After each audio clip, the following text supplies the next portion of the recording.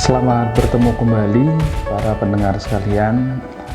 Kita akan membahas tentang mekanisme perdagangan di Bursa Efek Indonesia. Video kali ini saya menggunakan platform yang dikembangkan PT Aset Mirai Sekuritas yang mengembangkan platform online trading untuk sekuritas bernama Home Online Trading System. Secara umum sih sebenarnya aplikasi ini, platform ini sama saja dengan yang dikembangkan oleh perusahaan-perusahaan sekuritas lain, karena semuanya merujuk pada sistem yang digunakan di bursa kita, yaitu namanya Jakarta Automatic Trading System. Jadi ya harus disesuaikan ke situ. Jadi tampilannya pun sebenarnya mirip-mirip saja. Tapi karena kebetulan saya adalah nasabah di PT Mirai Aset Sekuritas, saya menggunakan platform mereka. Begitu kira-kira ya, para pendengar sekalian.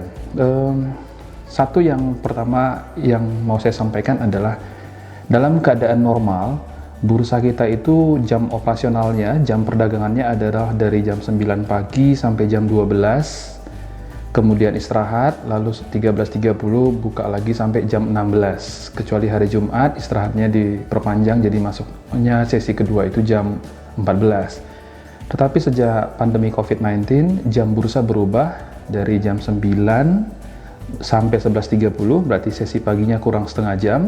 Sesi 2-nya sama, dimulai 13.30 sampai dengan jam 15, berkurang 1 jam. Begitu, jadi pandemi COVID-19 ini memang menghajar semua sisi. Pasar modal kita juga jatuh dari indeks yang sempat 6.000 lebih, bahkan sempat menyentuh angka 3.900. Ini betul-betul perjuangan yang berat bagi kita semua. Hari-hari ini sih, terakhir-terakhir ini sudah lumayan, sudah cukup recovery, walaupun recovery-nya sebenarnya masih recovery sangat terbatas ya. Ini lebih ke arah adjustment karena investor merasa telah melakukan overreaction kemarin, terlalu ketakutan sehingga bottomnya itu terlalu bawah, lalu kemudian menyadari keadaannya tidak terlalu seburuk yang mereka perkirakan, sehingga ada perbaikan sedikit, tapi belum terlalu recover. Kita masih ada dalam situasi yang sangat rumit. Begitu para pendengar, sebelum kita masuk, yang pertama kita lakukan adalah masuk melalui user ID. Saya pakai user ID saya.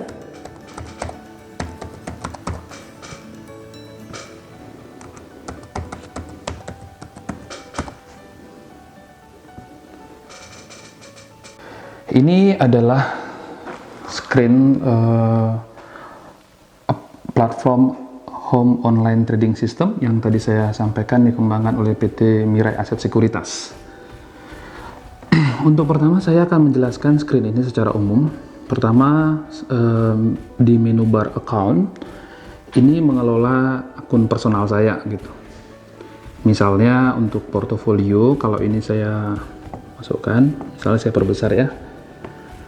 Kalau ini saya masukkan PIN saya, maka di sini akan muncul dana yang saya punyai di rekening investasi, saham-saham yang saya miliki di rekening investasi. Nah, karena sifatnya ini relatif private and confidential, saya rasa tidak usah kita buka, gitu ya. Lalu kemudian ada ini hampir sama ya.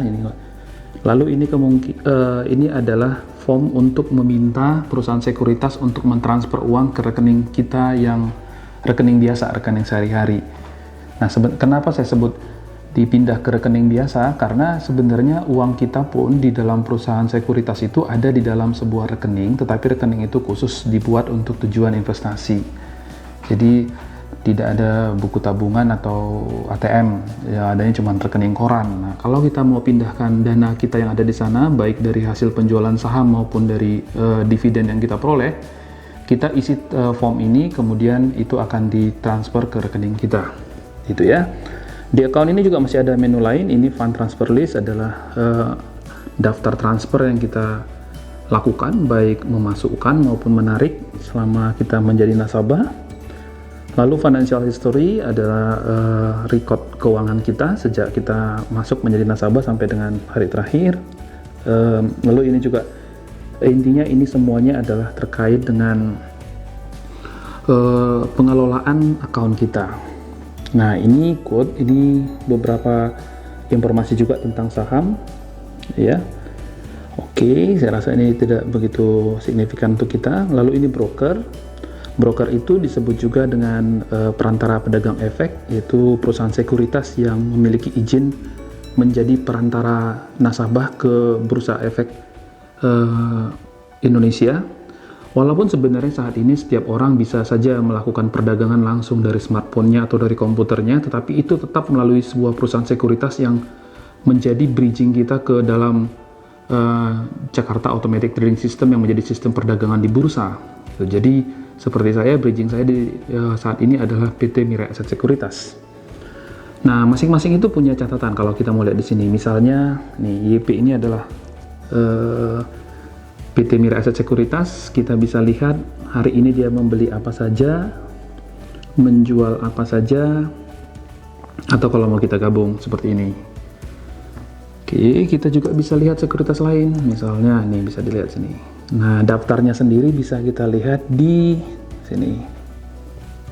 Oke, di sini daftar-daftarnya. Inilah perusahaan-perusahaan sekuritas yang menjadi perantara pedagang efek di Indonesia melalui Bursa Efek Indonesia. Nah, ini bisa kita lihat satu-satu. Oke, kemudian broker sudah, indeks. Nah, sekarang indeks ini apa isinya? Ini indeks detail.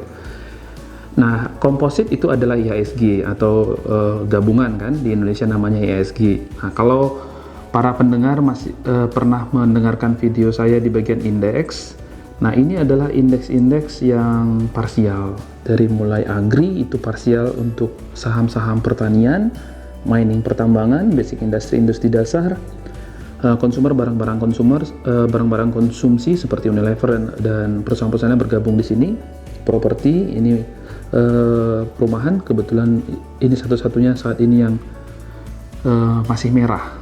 Nah, terkait warna ini saya mungkin menjelaskan di sini. Ada 3 kode warna yang umum disepakati di dalam perdagangan saham, yaitu warna hijau itu untuk saham-saham ataupun indeks yang naik, merah turun, kuning nanti seperti ini. Kuning itu kebetulan nggak ada di layar ini, nanti kita lihat, tapi kuningnya mirip-mirip ini ya. Itu artinya tetap.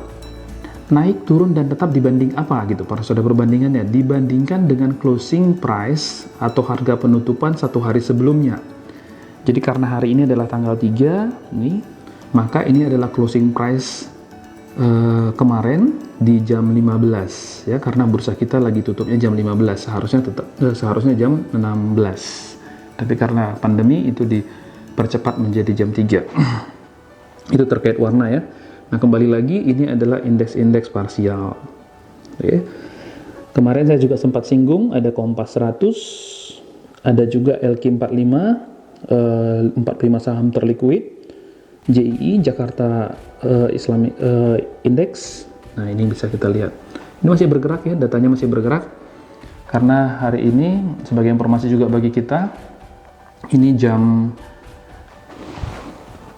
2.25, tanggal 3 bulan 4 tahun 2020 waktu screen recording ini diambil. Begitu, ini untuk indeks. Kalau kita mau lihat indeks komposit secara lebih detail bisa dilihat di sini. Ini koneksi internetnya mungkin agak sedikit bermasalah, harus langsung muncul. Nah, ini ya. Oke, indeks cukup. Running trade nanti saya akan balik ke sini, itu yang salah satu bagian inti. Kita lewat dulu yang lain. Ini running ranking. Ranking itu satu menu untuk menunjukkan ranking-ranking yang kita perlu ketahui. Misalnya gini, nah ini adalah top gainer, jadi saham-saham yang secara rupiah paling besar naiknya ya.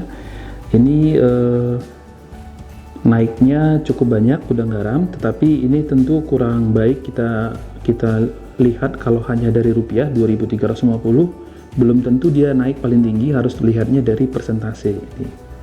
Jadi secara persentase yang paling tinggi naiknya adalah BABP Waran, ini Waran. Saya juga sempat menjelaskan ini di aksi korporasi. Waran itu bisa dijual terpisah, ini contohnya salah satu ya. Nah, gini ya, waran ini memang bisa saja naik jauh lebih tinggi seperti ini sampai 157%, itu wajar karena dia waran. Tapi kalau perusahaan saham inti ini real itu yang naiknya sekitar 34%, karena memang di batas kenaikan itu tidak boleh melebihi 35 dalam satu hari, 35%. Itu bisa kita lihat di ranking, ya. Ada juga saham-saham yang tanpa ditransaksikan, ya. Oh ya, sebelumnya bisa juga kita lihat untuk yang loser, ini yang paling banyak turunnya gitu. Yang paling banyak turunnya secara persentase ini, gitu ya. Yang tidak berubah ini, gitu ya. Oke. Nah, ini warna kuning ini yang saya sebut tadi, ini tidak berubah dibanding satu hari sebelumnya. Baik, itu terkait dengan ranking. Ya, masih banyak sih di sini kalau mau dilihat. Oh, ini satu yang perlu saya jelaskan juga.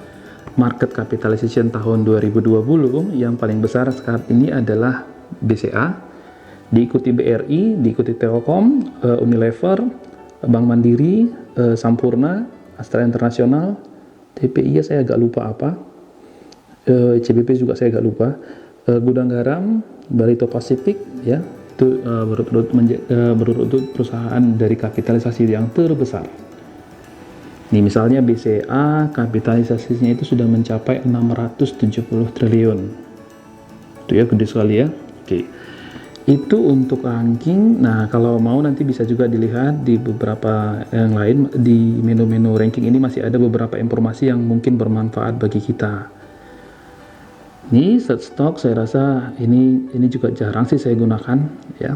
Nah, order juga saya lompati dulu. Ini adalah untuk melakukan pembelian, penjualan, ya menarik order ini di sini semua.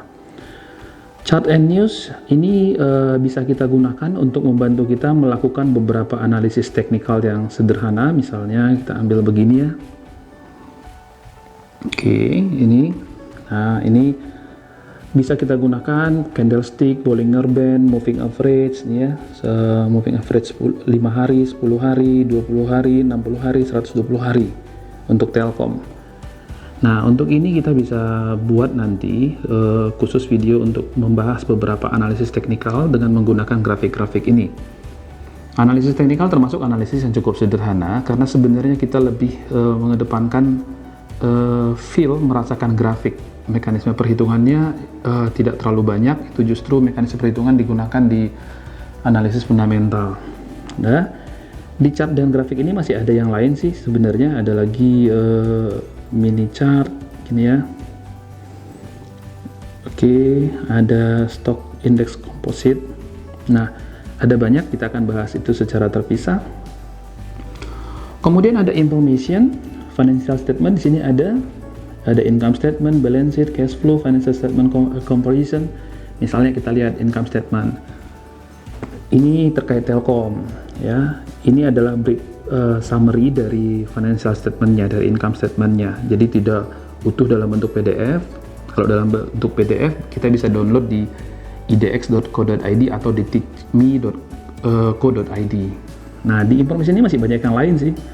Di financial statement lengkap tadi ya, ada balance sheet, ada cash flow. Nah, di corporate news juga ada tentang berita-berita perusahaan, bisa kita lihat di sini. Nah, kalau mau kita bisa lihat satu-satu. Ya.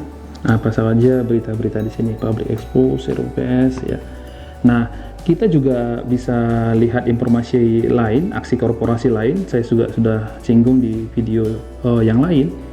Ada beberapa aksi perusahaan, aksi korporasi, ada IPO, RUPS, right issue, warrant, stock split, reverse stock, cash dividend, share dividend, bonus, tender offer, public expose. Ini bisa kita lihat. Misalnya IPO, ini hanya contoh saja ya. Nah, bisa kita lihat ini data-data IPO yang terjadi, ya. Atau ada juga corporate news, IPO, right issue misalnya, gitu. Kita bisa lihat di sini, gitu ya.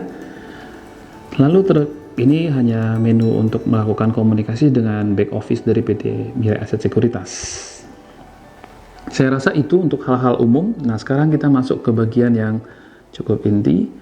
Sekarang jam 2:30 menjelang tutup ya, setengah jam lagi bursanya tutup. Nah, adik-adik bisa lihat di screen sekarang. Yang bergerak cepat ini adalah papan perdagangan. Di sini seluruh dari jual beli yang terjadi, transaksi saham itu dilewatkan dari sini ya, ditunjukkan di saham ini. Ini bergerak cepat sekali. Mungkin per detik bisa sampai 5 sampai 10 transaksi ya. Nah, ini cukup cepat. Padahal sebenarnya Bursa Efek Indonesia bukanlah bursa yang sangat besar, masih jauh lebih kecil dari Amerika, Hong Kong, China, bahkan lebih kecil dari Singapura. Nah, adik-adik para pendengar bisa bayangkan berapa banyak transaksi yang terjadi di sana dengan kapitalisasi dan ukuran pasar modal yang lebih besar daripada Indonesia. Ya, gini ya. Nah, sebelum kita masuk ke bagian penjelasan-penjelasan ini, saya juga ingin menjelaskan tentang harga saham. Saham itu harganya bertingkat-tingkat. Ada yang kecil, ya di bawah 100, di atas 100, di atas 1000, di atas 10.000, bahkan di atas 50.000. Nah, itu saham-saham sebenarnya tidak menandakan saham yang harganya tinggi itu perusahaan besar. Tidak seperti itu. Itu hanya pilihan saja bahwa perusahaan memilih rentang harga segitu ketika dia IPO. Jadi adik-adik tidak boleh berasumsi, para pendengar tidak boleh berasumsi saham yang nilainya besar itu lebih besar dari saham yang nilainya kecil. Walaupun mungkin dalam beberapa kondisi kemungkinan itu seperti dibuktikan oleh ukuran perusahaan, ya, artinya saham-saham yang nilainya kecil memang kelihatannya perusahaannya juga kecil, tapi enggak, itu tidak ada hubungannya. Nah, perbedaan nilai-nilai itu akhirnya juga menimbulkan di pasar saham itu dibuat fraksi-fraksi yang berbeda-beda. Misalnya dari yang kecil, saya tadi sempat lihat lewat, ini Friend ini adalah di bawah 100. Maka coba kita lihat perbedaan sahamnya, nilainya itu lompat-lompat satu, ya. Layernya itu 74, 75, 76, 77, 78 gitu ya. Nah, berbeda misalnya dengan Medco Energy, itu 462, 464, 466, ini lompat-lompat 2. Ya, jadi ada perbedaan. Atau misalnya Telkom lompat-lompat 10, 3210, 3220, 3230 begitu ya. Atau Gudang Garam. Nah, ini lompat-lompatnya 25, 25, 25 gitu. Gitu ya. Nanti aturan fraksinya saya sendiri agak kurang hafal, nanti bisa di searching ukuran aturan-aturan fraksi itu, tidak begitu sulit. Nah, setelah itu saya coba menjelaskan bagian yang ini ya, sebelum nanti kita masuk ke bagian bagaimana membeli atau menjual, sistem antriannya. Mari kita lihat datanya. Untuk saham Gudang Garam, transaksi yang terakhir terjadi adalah di harga 45.925 ya. Ini naik 1.950 dibandingkan harga penutupan kemarin ya, ini bergerak ya sekarang 1925. Itu setara dengan 4,37% naiknya dibanding harga kemarin. Kenapa saya sebut langsung naik? Karena warnanya hijau gitu ya. Berapa sih memang penutupannya kemarin? Penutupannya 43.975.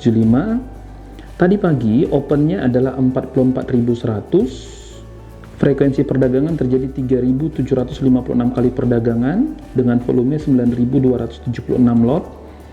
Ya, ini mungkin adik-adik melihat ini angkanya kecil, tapi ini sebenarnya besar karena nilai per lembarnya itu 45.000 gitu.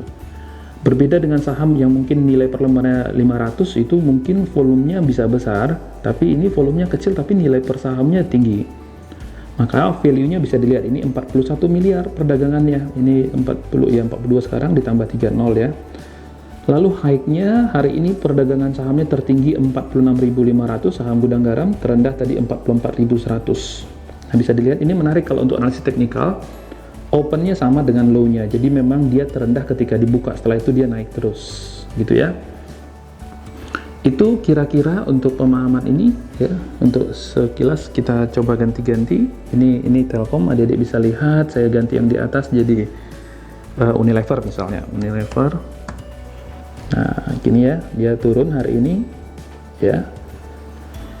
Nanti kalau adik-adik pengen melihat lebih detail bisa videonya diberhentikan di screen-nya diberhentikan ya. BBCA ini. Oke. Bank Mandiri ini, oke. Bank terbesarnya Indonesia yang dimiliki BUMN, yang dimiliki negara ini Bank Rakyat Indonesia. Itu ya.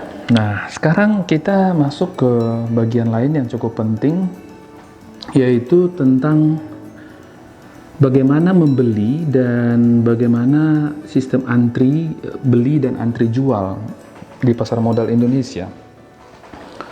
Ini bisa kita lihat kalau di platformnya Home Online Trading System ini ada di order. Misalnya ya, yang lain-lain ini sebenarnya adalah variasi dari order ya. Automatic order, order booking, dan lain-lain. Sekarang saya mencoba by order. Kita akan melakukan misalnya pembelian by order. Kalau saya masukkan PIN dan uang saya ada, ini bisa untuk melakukan pembelian. Nah, tapi ini sekarang kita hanya untuk belajar dulu. Nah, kebetulan kita pakai screen yang ada aja, Bank Rakyat Indonesia. Mudah-mudahan tidak terlalu bergerak ya. Kalau dia bergerak, saya susah menjelaskan, nanti kita ganti dengan bank lain. Mari kita lihat di sini ya, di sisi yang bid volume ini adalah antrian untuk membeli, sementara ini adalah antrian untuk menjual, gitu ya. Jadi kalau kita baca ini misalnya ada 61.147 lot yang ingin membeli saham di harga 2.870.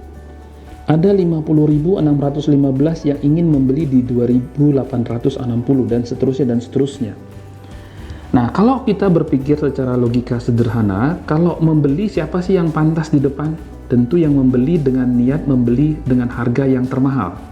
Makanya ini di depan 2.870, itu di depan 2.860.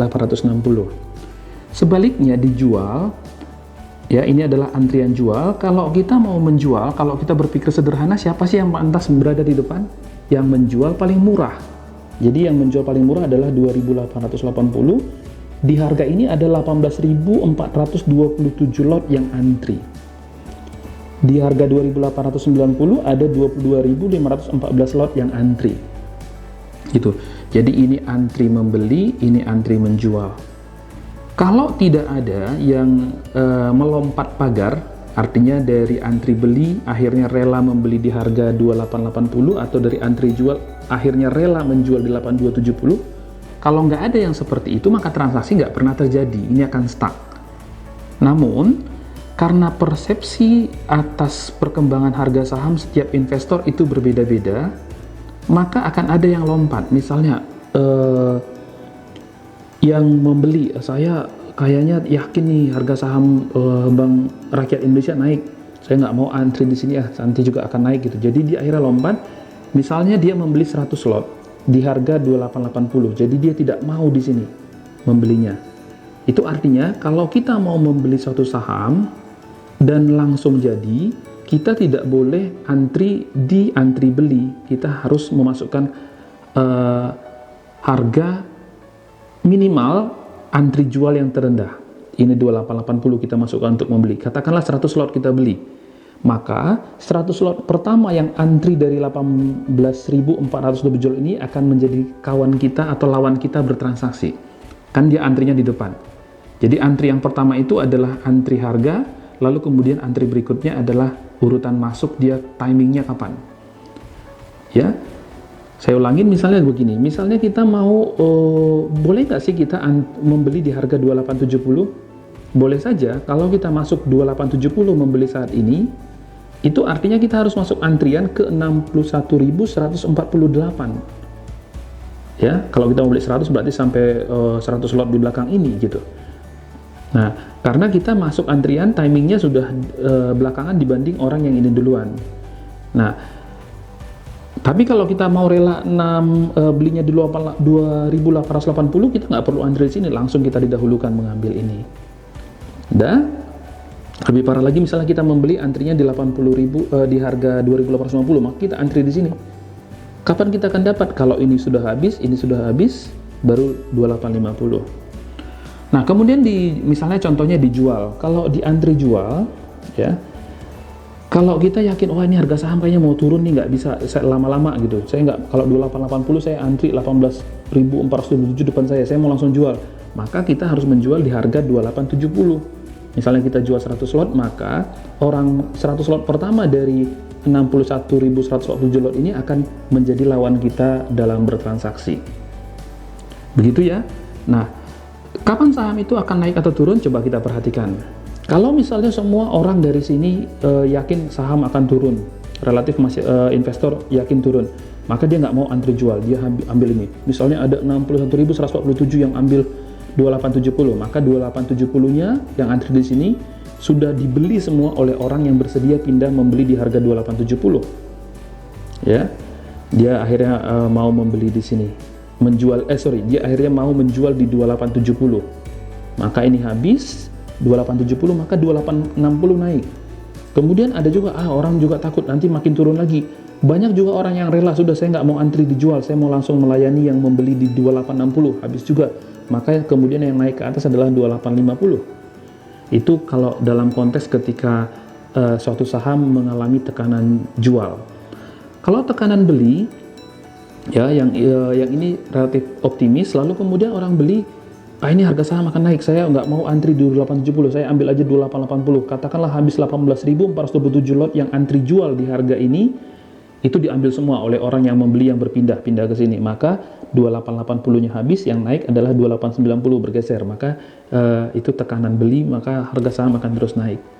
Demikian kira-kira ya prosesnya, ya.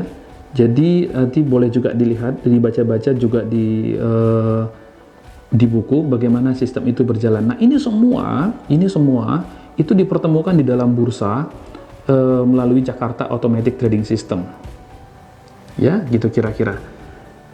Nah, ini tadi buy order ya. Nanti kalau sebenarnya kalau tampilannya hampir sama, sell order juga mirip seperti itu. Kalau sell order kita sudah punya sahamnya. Sama sih prinsipnya. Ya, tidak ada perbedaan. Prinsipnya sama, antrinya begitu.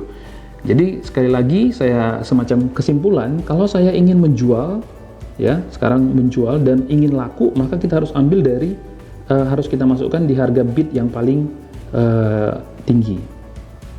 Oh ya, saya punya pengalaman, adik-adik ya. Misalnya saya kembalikan ke order buy order, ya.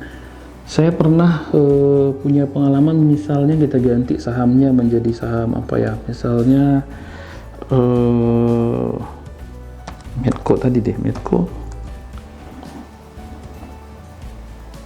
Oke, Medco. Ini kan 466, katakanlah di 400-an gitu.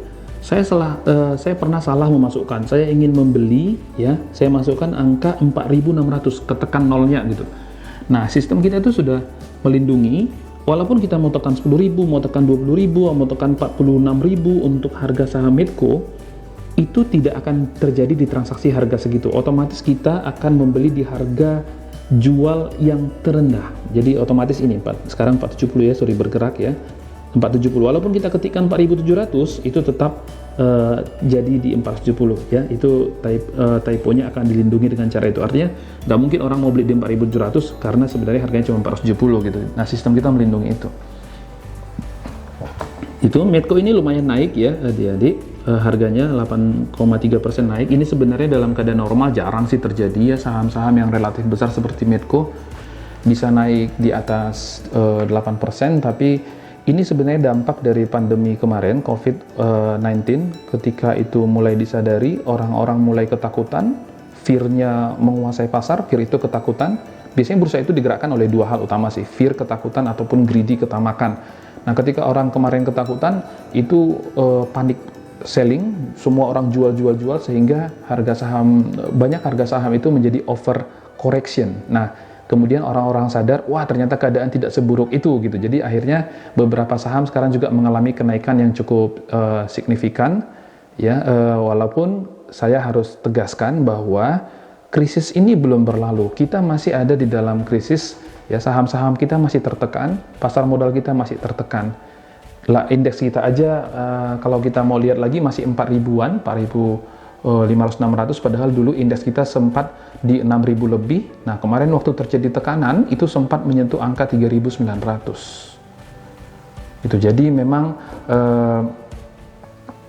masalah belum selesai, ini masih akan panjang. Ya, bursa kita masih akan lama recovery.